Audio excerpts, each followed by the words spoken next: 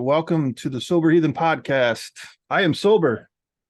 I'm a heathen. I am Scott. I am very excited about today's interview. Yesterday, we had on a gentleman who is fresh at 100 days. Today, we got some super longevity to talk to.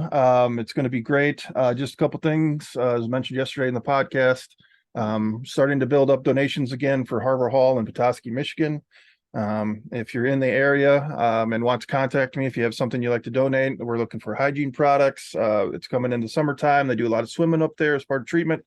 So swimwear, hygiene products, backpacks, anything. Just remember when you think about treatment, a lot of these guys are coming from jail. A lot of these guys are coming from the streets.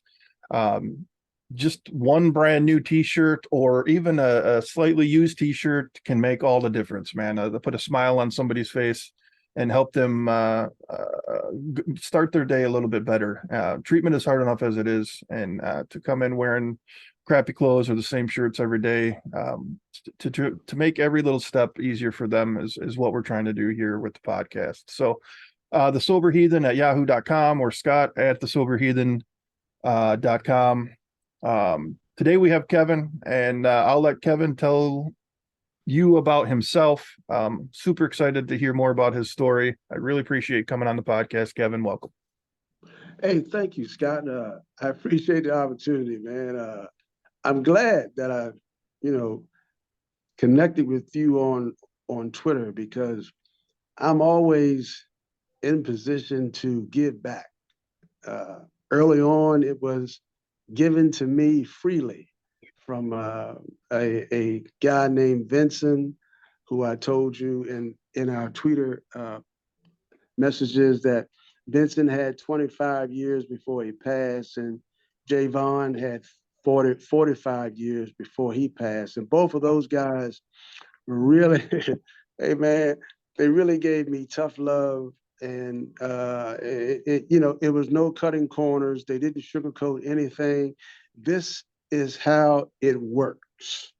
So either you get with the winners or you're going to continue to bump your head. And ultimately, it would be three things, Kevin: jails, institutions, or death. So it finally sunk in, after four treatment programs. And I, went there for all the wrong reasons, because I had a good government job. And man, I as I reflect back on the times that I went to treatment for the wrong reasons, I really compared myself out. I don't belong here. I'm not like them.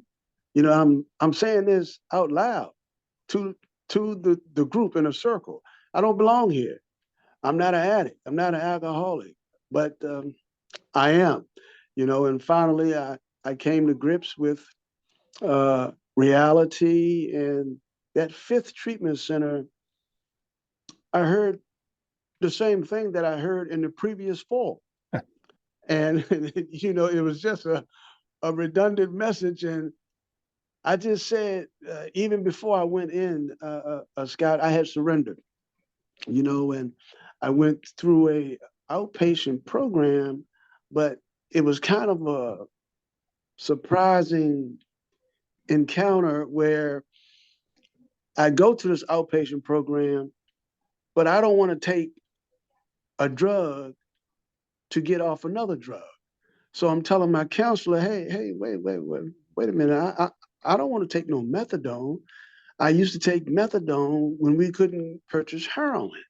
So why do I need, no, I'm sorry. I tell you what, if you can get me in the outpatient program, I would take my urines, I will report on time, but let's exclude the methadone. So my counselor, who was a female, she sent me up to the director. I'm going upstairs to the big guy. and I, I didn't know who he was. And finally I get to his office, in this nice, lavish office, all this leather furniture. He's dressed kind of dapper looking. And he says, come on in, son, and have a seat. And he says, how can I help you? I said, well, my counselor is Mrs. Turner, and she recommends that I get into the methadone program. I really need it. because I'm tired, sir, but I don't want to take any methadone.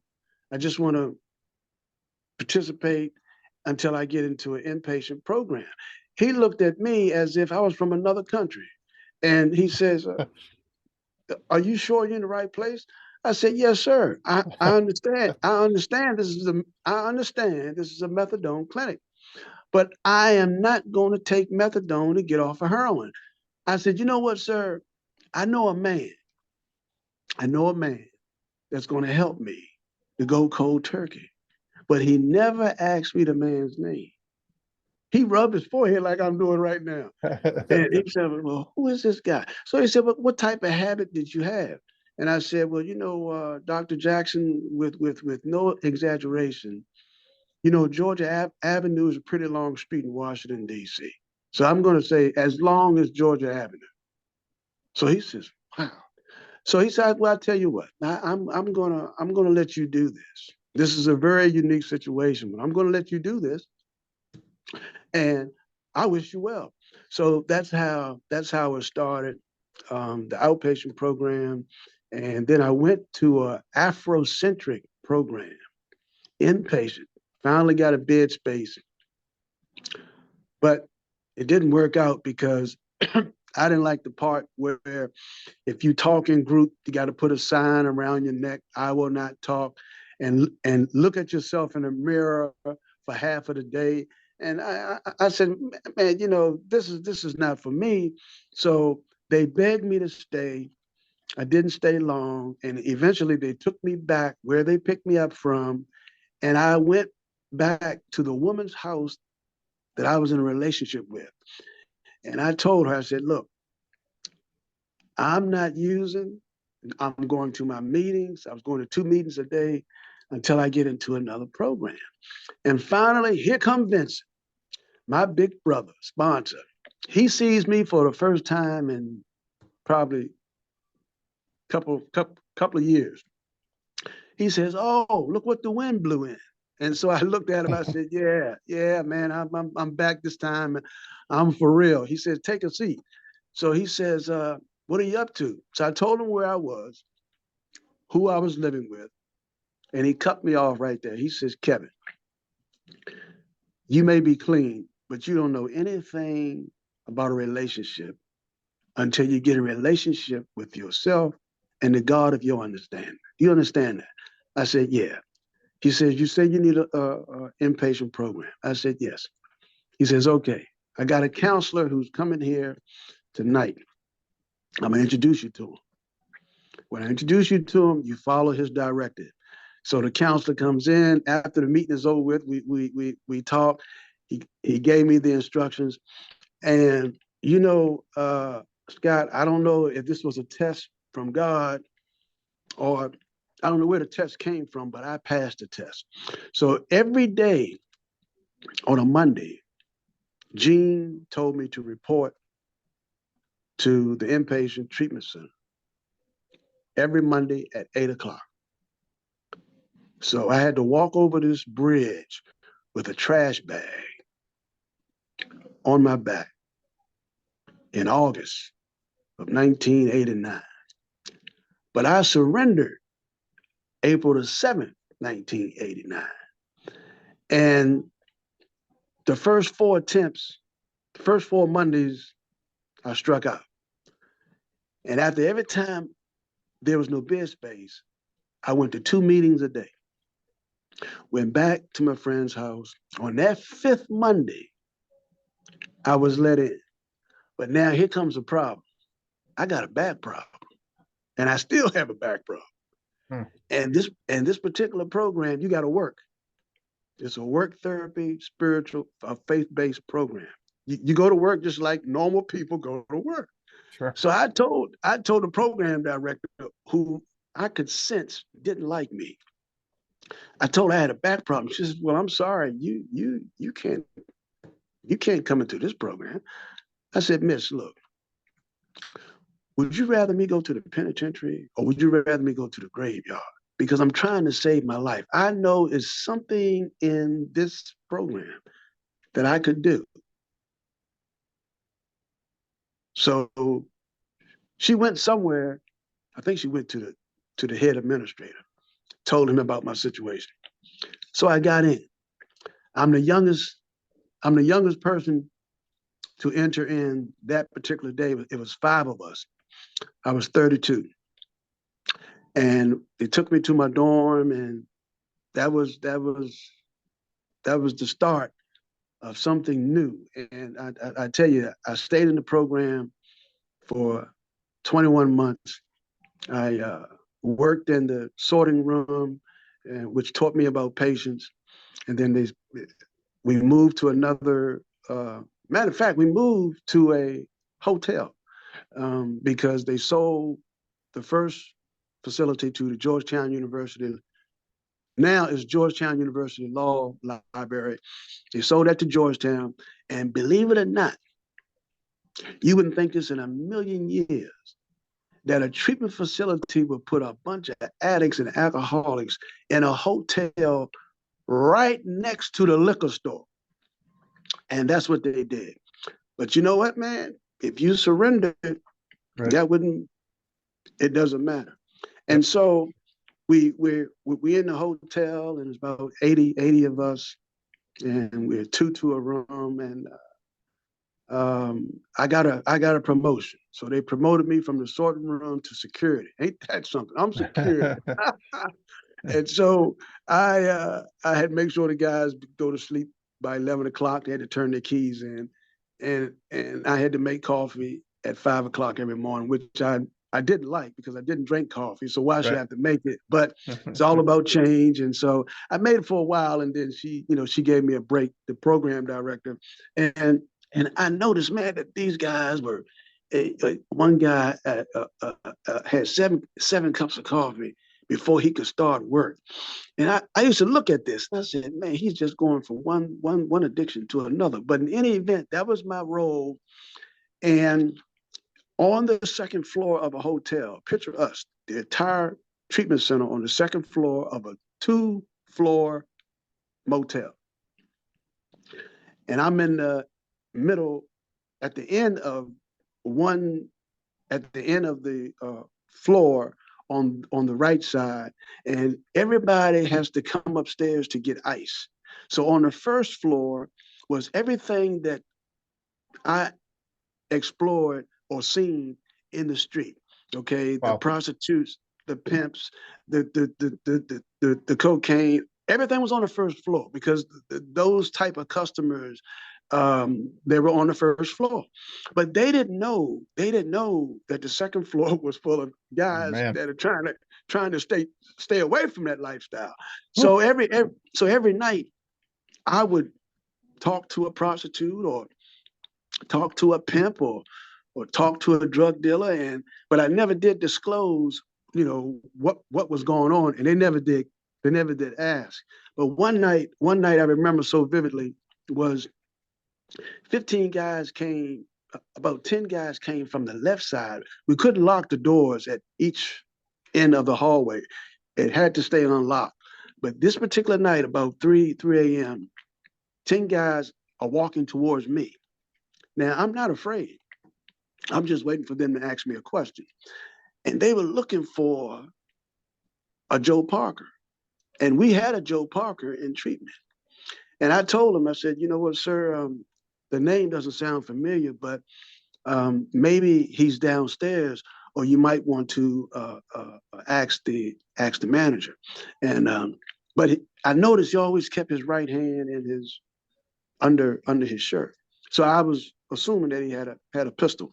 So anyway, they left. And the next morning, I couldn't wait to tell Joe Parker that I believe I saved your life. So whatever you did in the street is finally caught up with you. But you better stay in the program and keep praying. But you got to face the music.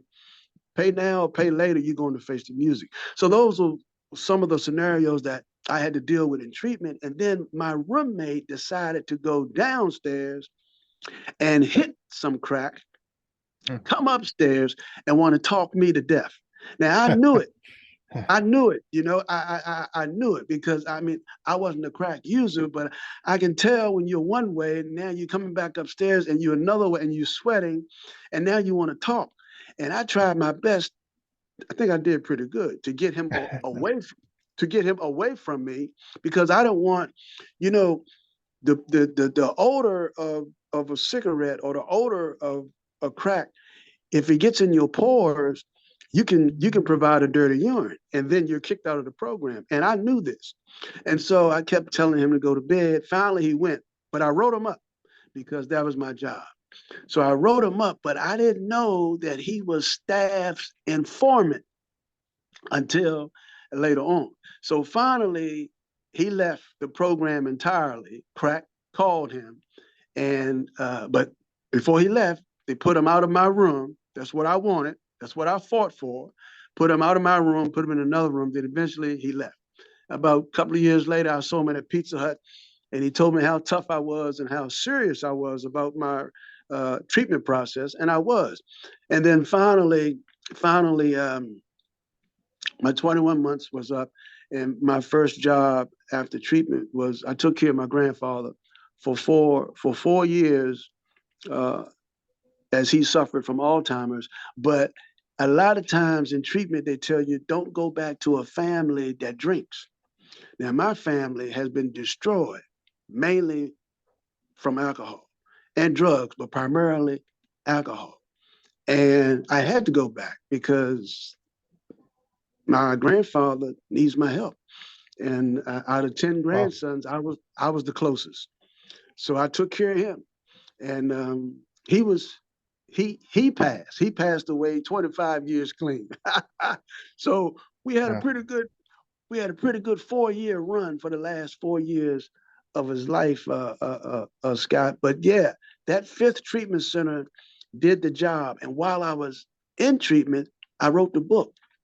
And I got the Awesome. idea. I got the idea from a, uh, uh, a ex-user who writes for the Washington Post, and I met him at the AA meeting, and he gave me the idea. And man, when they put me on that night job from 10:30 to 7 in the morning, everybody sleep. When they Yeah. went to sleep, when they went to sleep, I went to work. And he says, I dare you. I dare you to write 3 to 5 pages a night. He said, you're gonna stay there for 21 months? I said, yes, sir. He said, well, you'll leave there with a manuscript. And guess what? I did. And so now, I procrastinated long enough and took it off the shelf and had to type it. And so I'm seeking funds on GoFundMe to Awesome. I need the expenses, the proofreading and editing, and I'm gonna eventually get that. So, and the title is called the Turning Point.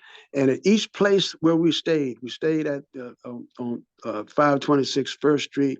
Then we went to the motel, and then we moved to a $11 million residential site. And we were the first group. We were the first group to touch down on in in in in that living quarters, $11 million building. The warehouse and the residential quarters is behind the warehouse, brand new. We were the first group to do that in I think it was 90 because I left in 91. So that was the treatment process. But now, when you rewind the tape, when you rewind it, I was just a little boy. I got an older sister, and I noticed I had a dog, and I liked to play outside. And I would always pick up rocks and see how far I could throw a rock.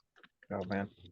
All of a sudden, found out I go to my grandfather's garage. I'm living among all these women and one man. And when we moved to our second home, my grandmother passed, and the wake was in the living room. And, I experienced all that. People come in the front door, go out the kitchen door. So the same year in '63, my grandfather built with a fifth grade education. Him and two other guys built the second home, and that's the same year my grandmother passed. So I'm in a house with my mother, her sister's grandfather. So I slept with my grandfather and grandmother when and but I noticed one thing, and I noticed every time before they get in bed, they would get on their knees and fold their hands. And as a kid, I'm wondering, well, what are they doing? But they telling me to get in between them and do the same thing, fold your hands. So hey, I follow the crowd. But little did I know they were praying. Right. So I can thank them for introducing me to prayer. So I would follow my grandfather, and so we go to church on Sundays and baseball. And then I noticed I went into a brand new garage and I see these brand new bats, balls, and baseball gear. I'm saying, what are these uniforms doing here? And it had the name Braves, just like the Atlanta Braves, and same color.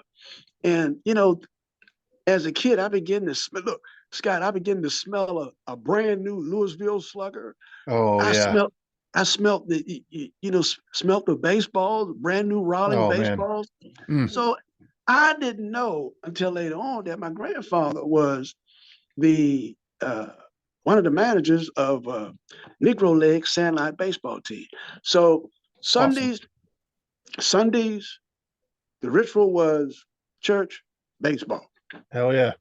Now I'm at the baseball games, and believe it or not, man, I became the bat boy. you know, Awesome. and, and so I'm putting bats in order, chasing the foul balls because my reward after every game was a chicken sandwich and soda. And I look forward to that every Sunday.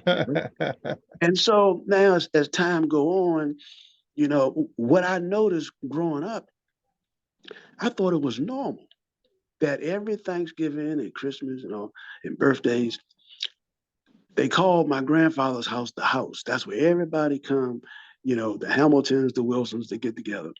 And I noticed most of the people drank. They were drinking wine, drinking liquor, drinking beer. And my grandfather, like I told you, he passed 25 years sober, but he wasn't an alcoholic. But he would sip on like those miniature beers. So as a kid, I was kind of inquisitive. Mhm. So one day I told my sister, I said, look, everybody's downstairs. They got some wine in the refrigerator.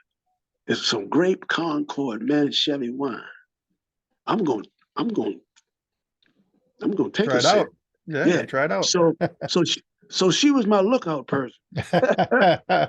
So she stood in the hallway to make sure, like it's a hallway, there's a door that leads to the basement. So she stood right in the hallway and kept the kitchen door kind of cracked to let me know if somebody was coming. So I took it was my first drink was grape Concord Manischewitz wine. And I tell you, man, it it it did my taste buds. Look, I, hey, I kept on sipping, and I kept on sipping, and I kept on sipping. I don't know how many sips I took, but that was the beginning. Unknowingly, that was the beginning of my addiction. And so, if somebody were to approach me when I was younger and say, "Well, what are you doing?" I said, well, "What do you mean what I'm doing? I'm doing the same thing you do." And that would have been my response, but I never got caught. So as time go on, it went from wine, and at this time we move away.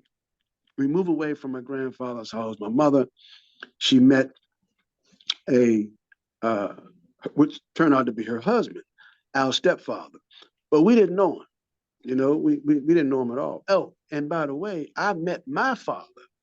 I met my biological father as a bat boy when my grandfather's team played my father's team.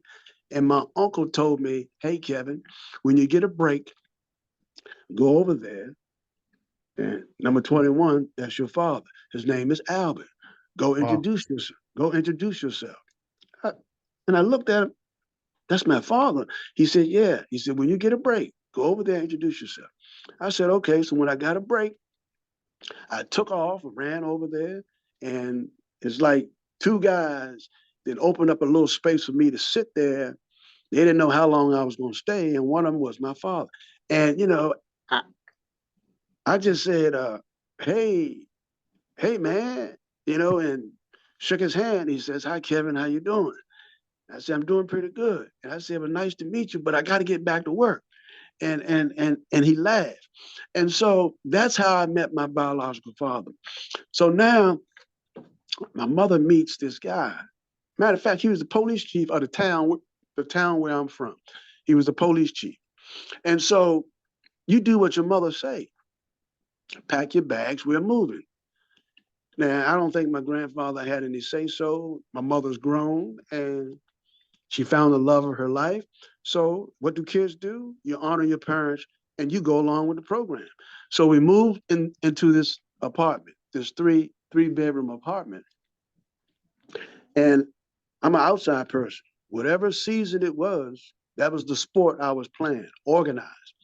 And so, you know, I would be respectful. Good morning, good evening, how you doing? And never really trying to get to know him because I was so occupied with sports. And so we stayed in the apartment for a couple of years. Then we moved to a home, a Rambler home in the state of Maryland. And one night,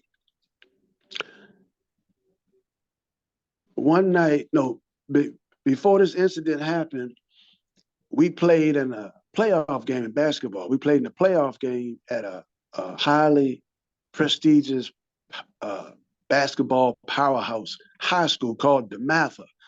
And I was the point guard, and one of my best buddies was a shooting guard, and his father was the coach. so so Bobby could shoot, and I could shoot too, but I set him up and take the assist. So as during halftime, we're losing 15 by 15 points, and the head coach of that high school comes in his locker room and approaches our coach. And he says, hey, Coach Hampton, I hope you guys make a comeback, but next year I want number 10 and I want number 14. Now, anybody will tell you in this area, the mouth is known nationally, but they'll tell you if you are being a recruit to go to that school to play for Morgan Wooten, you must be a ball player. Sure. So I was happy, and that's the one regret that I didn't go. But after knowing that this coach wanted me, something happened in a million years that I would never think that would happen. My mother received 2 tickets to go to a dance. It's called a cabaret. And she wanted her husband to go. He said no. And so she says, okay, I'm going to call her girlfriend. And so my mother and her girlfriend went to the cabaret. Now, here's the reason why my stepfather said no. I'm on the bed counting pennies, but I always kept a baseball bat. I'm counting pennies in my underwear. My bedroom is adjacent to my parents' bedroom. If I crack my door open, I can see part of their bedroom. So one night, our stepfather decided to go into my sister's room. I didn't see him go in. But when I heard her say, what are you doing? Get off of me, I reacted. Now, if I knew exactly where his 38 revolver was, I would have killed him with his own gun. but I had that Louisville Slugger, 32 ounce. I grabbed it out of fear. Now I'm 5'8", he's 6'6". Be mindful, he's the police. He was the police chief of the town where I'm from. Mhm. I entered the room and I didn't know whether to come up with the bat or come down with the bat. So I came down like I'm chopping wood and knocked him out. I cannot tell you how we made it from one part of Maryland back to my grandfather's house, but we made it. My sister's crying. And so when we got to my grandfather's house late at night, my aunts opened the door. They were stunned. And we sat in a familiar spot, which was the living room. And I'm sitting on the couch, and I'm the spokesperson. My sister's, her knees are shaking. So I'm telling my three aunts what's going on. My grandfather wakes up. He comes halfway down the hall. And I'm so grateful I'm in the honors program. They told their father, everything is all right. Tanya and Kevin is here. But they lied. And so he turns around and go back to bed because he believed what his daughter told him. Sure. So now our mother is curious. She goes home and see we're not there. So she goes to the police station and we're missing. But really, we're not missing. To her, we're missing. And so she comes to her father's house with the police. That same aunt that told her father, everything is okay, Kevin and Tanya is here, she told that county police officer, everything is all right, we won't do a report at this time.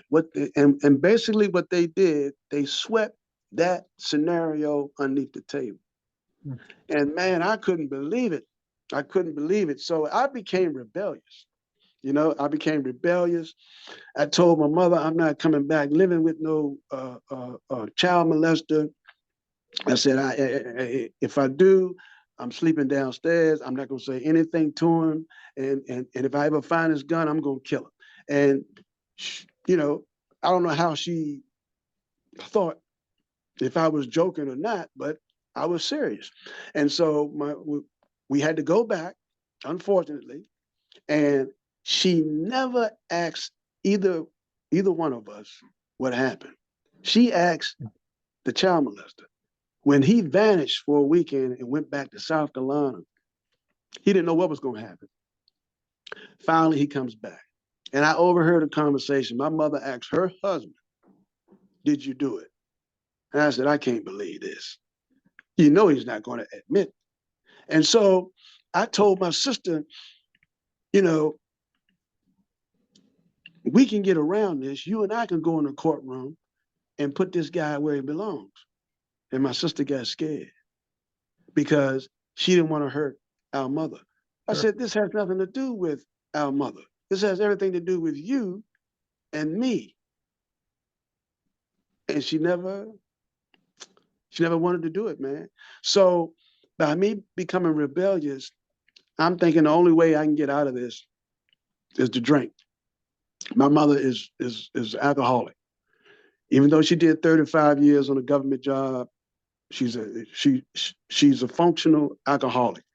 And so liquor was downstairs. There was a liquor bar downstairs. So I can have any drink I want. And then by me not going to DeMatha, which was a private Catholic school, I went to a public school that was right across the street from the house where we lived. And that's when I was introduced to marijuana at 14. And then it escalated to speed and then cocaine. But I'm still not an addict. I'm thinking in my mind, I'm not an addict because, I'm not doing nothing wrong. And I'm going to work, and so I was basically a dressed up garbage can, and going to work, and then all of a sudden it got real bad. It got real bad to the point that it was nothing funny anymore. My addiction, I had went through the 4 stages: experiment, recreational, habitual, and addicted. I went through all 4. No, let me take that back. Experiment, recreational, abusive, habitual. It became a habit. Nothing was funny. I robbed, stole from everybody, anybody. I didn't discriminate. And, overdosing one time. And I thank God for bringing me back. Sure. And finally, man, it sunk in, um, after that fourth round of all those treatment centers, which were 30 days. And I finally, it came back, it haunted me when the counselor told me in the third program, he says, man, 30 days treatment is not going to do you no good. When you were strung out for 17 years, you need long term. Well, I finally got it. And when I got that long term, man, I took advantage of it. I followed I followed all the rules and regulations. I never came in late. They stopped calling my name after for urine after 60 days, and graduated from the program. And now, years later, I just acknowledged 34 years. But as I look back, as I look back, I'm thankful that it took a police to chase me, whereas he could have shot me in the back, but he shot in the air. And we were in the woods and just got finished getting high. Now, you don't want to run when you just got finished speedballing. You don't. You want to sit there and just enjoy the moment. Well, he's a popular cop, about 6'10". They call him Bigfoot. He invaded our party. When he said halt, my mind said run. Right. Because I am not going to DC jail like this. So I ran. This was the turning point. That's why I titled the book The Turning Point. This was the turning point. I ran and I kept on running. And I saw these two beautiful girls wiping down the hubcaps of a Mercedes Benz. I fell. I fell right in front of them. And they looked at me and said, honey, it's like they said it in slow motion. They said, honey, you better get up. Here they come. So the street that I fell on was one way. So I noticed the cop car coming up the one-way street. So I'm running on the sidewalk. So now I'm I'm laughing because I can laugh at it now. But when I was actually running, it wasn't nothing funny. And I am even with the car. So the cop is looking at me, asking me, are you tired of running? And I looked at her. I said, no, I'm not tired, and I'm not going to stop. And after I said that, I immediately jumped over the fence of someone's front yard, hopped over the fence of her backyard, and got up on a little hill, and I could see three gigantic holes. And I figured these holes are for some brand new homes. So, like a army soldier, I got in one of those holes, and seemed like my heart was going to come out my chest, man. And here I go again. I done asked God so many times, God, if you get me out of this, I'll do this. Sure. God, if you get me out of this, I won't do it no more. Oh, God. And man, I kept saying it. I kept saying it. I kept saying it. And all of a sudden, I could hear this conversation between the owner of the house that her yard that I ran through, and the cop that asked me, are you tired of running? She said, excuse me, miss, my name is Lieutenant so-and-so. We don't know the person we're trying to apprehend. We don't know if he's armed or not. But can you go in your backyard to see if you see him? He's green sweatshirt and blue jeans and construction boots. Would you mind? And she says, no problem, officer. I'll be right back. She did exactly what the officer said. And believe it or not, I know it's a God. I know it is a God. She looked at me and she probably said, this could be my husband, this could be my nephew, this could be my son. She looked at me. I'm looking at her in an upward position. She's looking at me in a downward position. And she said to herself, I can't do this to this young man. So she goes back, Scott. She goes back. She tells the officer, Officer, there's nobody back there. Oh, wow. I think he kept on running. And I heard the whole conversation. And so I said, oh, man, thank you, God. And so I waited until the nighttime. I waited until nighttime to make my move back to my buddy's house to let him know this is it. I'm done. I retire. I surrender. When nightfall came, I got up. I walked right back through the same red light district, and somebody noticed me. They said, hey, man, you just got out? I said, brother, I don't know what you're talking about. He said, weren't you in the woods earlier today when when Bigfoot and the paddy wagons showed up? I said, brother, you must got the wrong person. And he says, man, everybody got locked up. Well, thanks for sharing. And I kept going. And Yeah. so when I got to my buddy's house, knocked on the back door, and I got on my knees in front of a man. First time in front of a man. And I asked God to help me.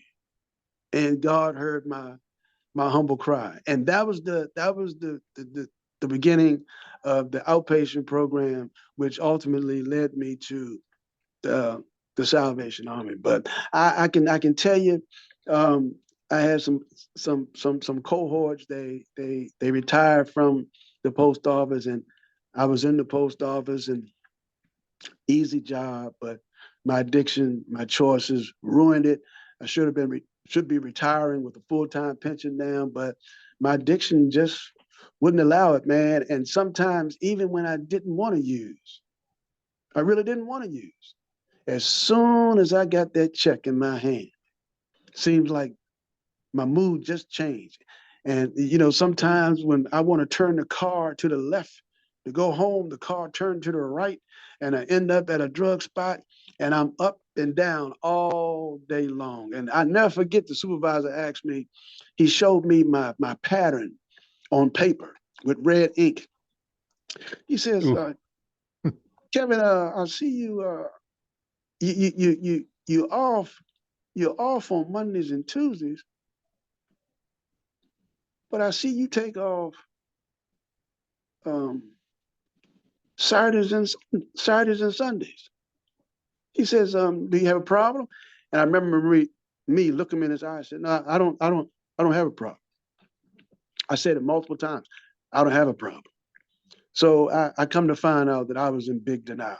Being in denial, and then finally, I got the help that I needed, and they they fired me wrongfully because I got permission to go in to save my life. And so when I came out, I won a case without a attorney. I was a pro se litigant, and you can't fire someone who's in treatment or someone who has successfully completed treatment and is no longer using illicit drugs or alcohol. That's a American Disability Act law. Yeah. And so I won. I won, and Good. Good. they couldn't believe it, man. But that's my story. And today I don't I'm not attached to my family because there's no reason to be. My grandfather passed, and and they celebrate, and it's a celebration that I choose not to be a part of. I like the recovery meetings and conventions, and that's my life. So I love them from a distance, Sure. and yeah. So that's it. That's awesome, man. Thanks, man. Good stuff, dude. And you can tell that it obviously I haven't read your book, but if reading your book is as fascinating as hearing you speak, It's going to be a good one, and give you a. I mean, I could listen to you talk all day, man. The way you tell your story is very captivating. So thank you. So many similarities. It's just every time I have a guest on here, it's I've had plenty of women on here even, and it's just this disease is so. I mean, you I met my dad the same way you did. One day my mom put me in this big lifted truck and we went for a ride back in some trails and she's like, "Hey, this is your dad." So what now? That's I mean, what Yeah. that has nothing to do with addiction, but it's our stories are similar in a lot of ways. Yeah. I related a lot. One thing you said toward the end about money in your pocket. I got out of treatment and I was in there for 60 days. My grandfather picked me up. He brought me home, gave me a big hug, told me he's proud of me, shook my hand, and there was a $50 bill in his hand. He left 4 hours later after leaving treatment. I was right back to the same thing. Um, it's something to think about in early recovery. Maybe asking for help on managing money. You in your cover story that you sent me that I was kind of looking at it, you talked about and you don't have to talk about anything. I'm just you had a stroke it talked about in there. Yeah. I know scary life things like that can change people. I really relate to that. I relate to, you talk about surrender. When that finally happens, I know it did for me. When you finally surrender, like that weight, and it's like I don't know how to put it into words, man. You know, you finally surrender and give in, like that weight of trying to find the next fix is lifted. It's I don't know, it's peace. And um I just I think I don't what do you think? I mean, when you finally absolutely surrender, you know it, right? Yeah. You know when you know when the show is over. Yeah, Because you look at it, you say, wait a minute, I'm doing the same thing, a different year, a different month, the same thing over and over and over and over, and I'm not getting no good results. And yeah, I'm taking chances of putting my physical freedom on the line. I could possibly die. I could possibly, be caught up in a drive-by, being in the wrong place, trying to get some drugs. Man, and that a, a light bulb went off in my head, telling Kevin, "This is not you. You're better than this." So I was tired. I was yeah, emotionally, physically, spiritually drained. 17 years of wasted time. sure. But you never, you know, I didn't come into the world to be an addict, or alcoholic, but the way that Mrs. Taylor told me, and she gave me a lot of tough love, man. She says, Kevin, don't beat yourself up so much. Right. She said, did your father drink? I said, yes. Did your mother drink? I said, yes. She says, well, it's a great chance that you are genetically Yeah, addicted. It was just a matter of time for you to pick up.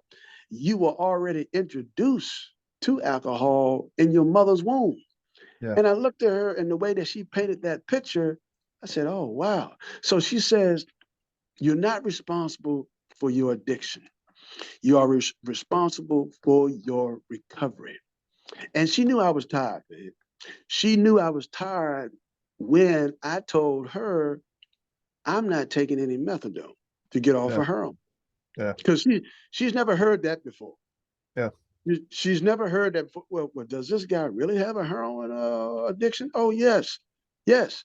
And the person, if Dr., and this is in the book, if Dr. Jackson would have asked me, what is the man's name that's going to help you to go cold turkey? I would have told him, but he never asked. He just said, okay, son, hey, you got my approval, and I wish you nothing but the best.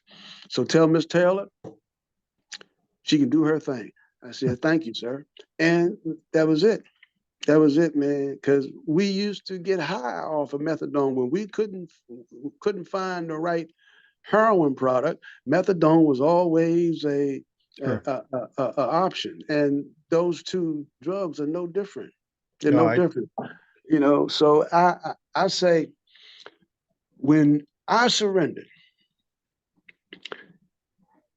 I gave myself a chance to get to know who I am, the things I like to do in life, in spite of being rejected, fired, yeah, a drunk driver hit me. You know, now I walk with a cane. I got chronic back pain. I need two shoulder surgeries. I have patella syndrome with arthritic pain in both knees. I wear two basketball braces, so I can walk. And uh, I'm dealing with major, what would it say, major depression. And when somebody tell you you were born with it, man, you look at them like you crazy. But sure. they they are physicians, and they said to me the only way that I overcame my depression was by playing sports, and they really explained it to me. So that's what I'm dealing with now. I don't play sports anymore. I walk. I walk everywhere, and I'm thankful I can walk. And I'm in constant pain. I'm in constant pain every day. The only time that I'm not in pain is when I'm asleep. But Oof, doctor, the doctor wanted to give me, out of all the people in the world, he didn't know my history until I told him after the sure. fact. He wanted to give me some oxycontin. Hmm. I said, excuse me? I said, for the back pain? He says, either you take the oxycontin or the injections. I said, well, doctor, I don't mean no harm and no disrespect. I don't want neither one. I said, if those two are the only choices that I have to select from, I will just live in constant pain for the rest of my life. He says, well, how about Motrin? I said, no, sir. He said, Mr. Wilson, you got to take something. I said, no, I don't. And I said, Yeah. but and let me explain why. And when I did, he says, oh man. He says, well, you can take tramadol. And he told me, and he lied. He told me that tramadol would not cause any side effects, but they did. So I took that one time and that was it.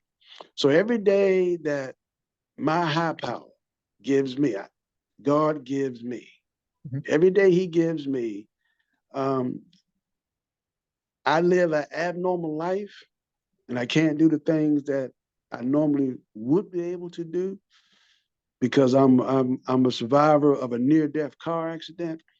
That I'm just grateful that I can still see, I can talk, I can hear, I can walk, I can.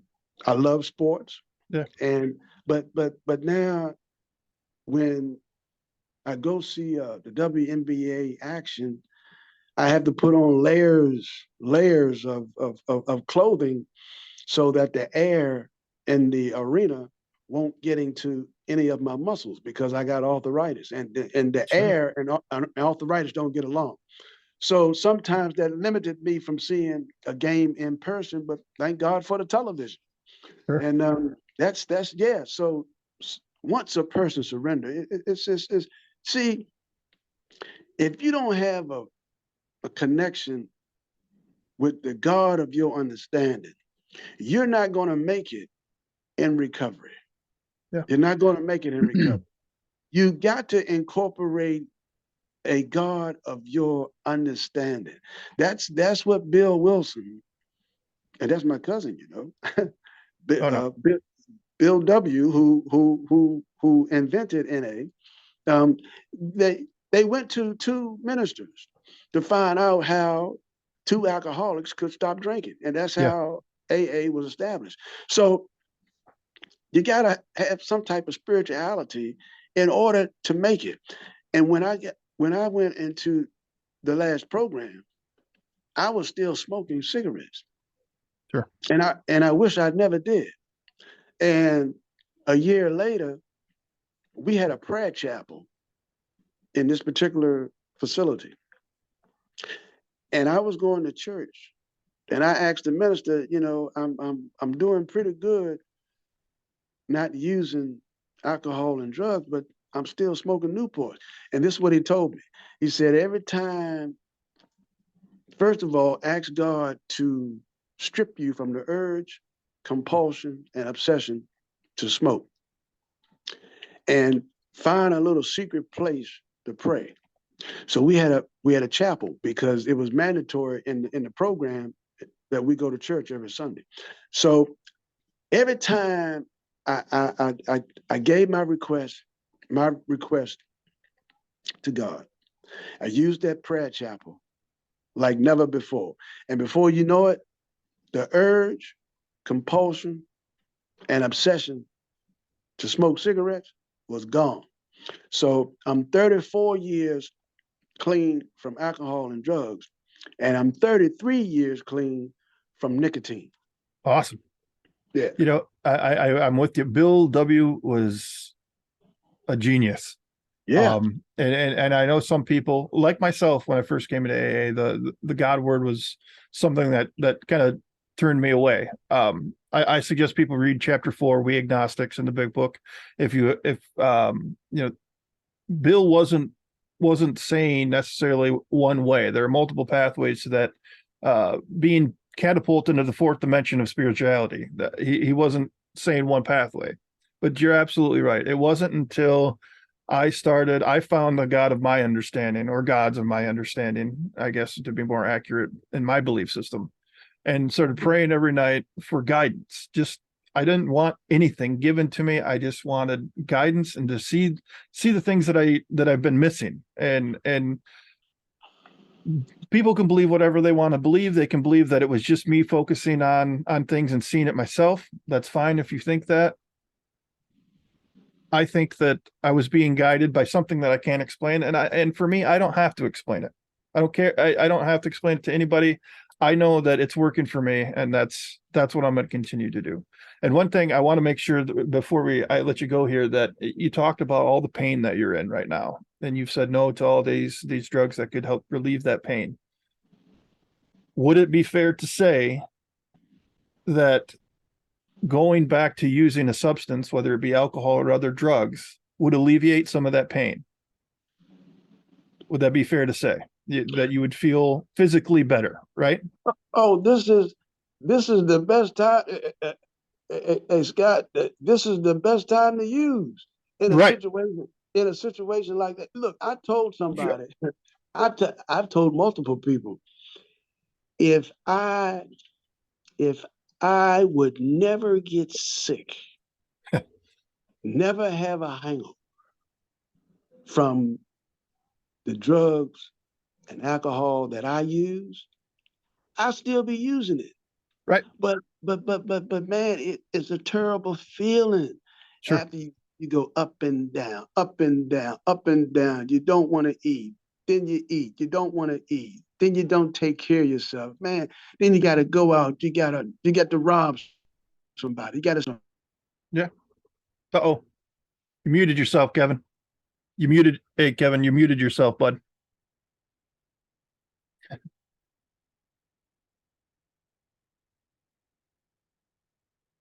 Oh, A self-destructive lifestyle that there you go. are you still Yeah. You just you muted yourself, and then your camera's off now. If you want to turn that back on, you don't have to. But yeah, you muted yourself there for that last little bit. Keep going. yeah, it's a Scott, it's a self-destructive lifestyle that I don't care to reattach myself with. Yeah. And it's hey man, I'm I love the way that I'm living, even though I'm in constant pain. But That's I yeah, wouldn't that's trade it in for I wouldn't trade it in, man. I would not trade this back in for that. That's exactly what I was looking for, man. That's exactly what I was looking for, because all that pain and what that brief relief of using again could take away. This life, your life right now, and I'm not trying to put words in your mouth, but from what I'm hearing is this life, even with the pain, that the physical pain that you're feeling, is tremendously better even with that pain than it was in use. That's the point Yeah. I'm trying to drive home to these to people that are listening. Like, Yeah. oh, my heart is broken because of so and so. My knee, my back, I can't live like this. You Right. can, and you can be happy. And then Yes, you I, can. I think, I mean, look at the Yeah. smile. Look at the smile on Yeah. Kevin's face. This dude Yeah, is man. happy, man. He's Yeah, in pain. man. He's in pain, but he's happy. And I think Yeah. that's one of the huge things I think people can take from our chat today. Yeah. Yeah. So And I would say this too, Scott. I met a young lady on Twitter, just like I met you, and you may have met her yourself.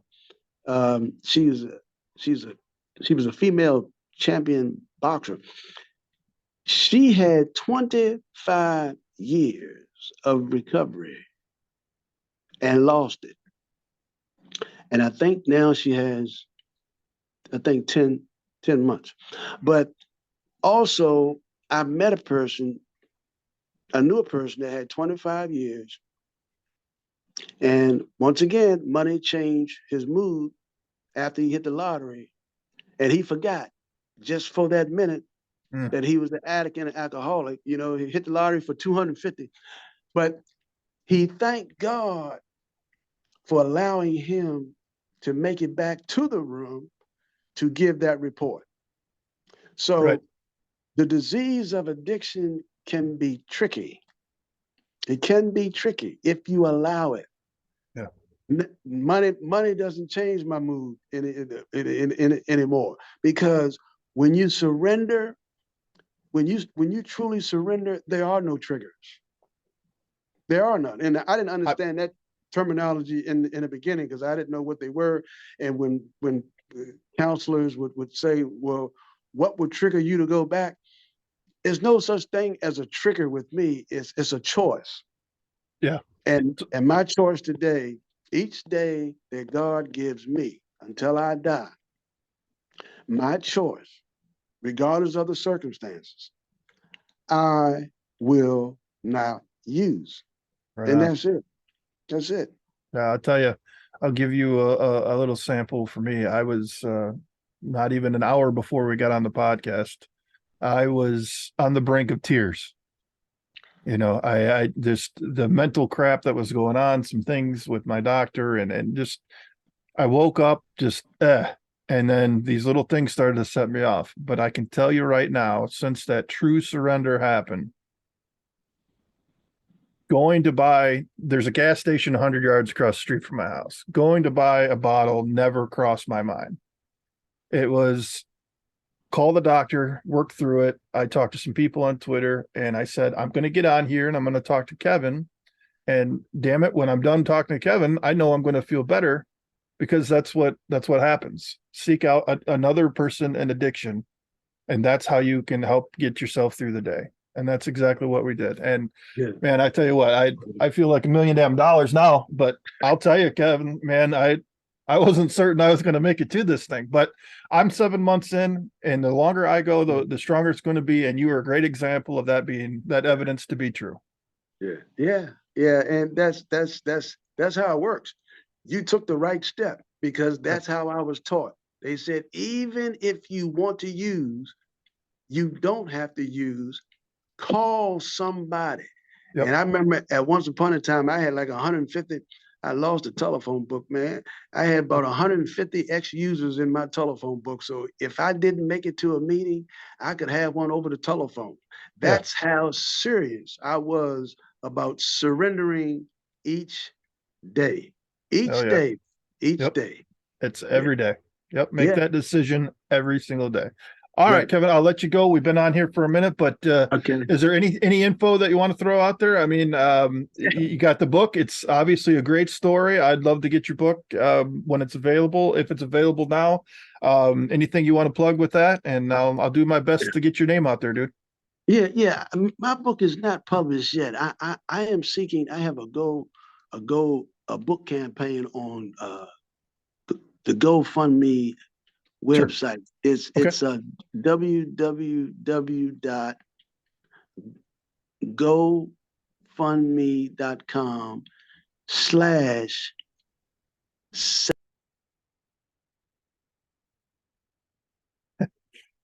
You muted yourself again, buddy. Go ahead and hit us with that. Check you're muted again, Kevin. The timing, you accidentally hit your mute button, right? So we got www.gofundme.com. What's the rest of it?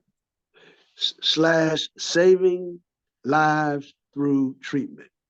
Oh, that's awesome. Okay. Yeah. So we'll get that. If you send me that in the email, I'll copy and Okay. paste it when I post a link to this, and we'll try Okay. to get your message out there, man. I really love this, dude. Thank you so Okay. much. Hey, thank you, Scott. I appreciate it. All right, buddy. You have a great day and stay in touch, okay? Hey, I will, man. I will. Thank you. Thank you. All right. See you, Kevin. All right. Take care.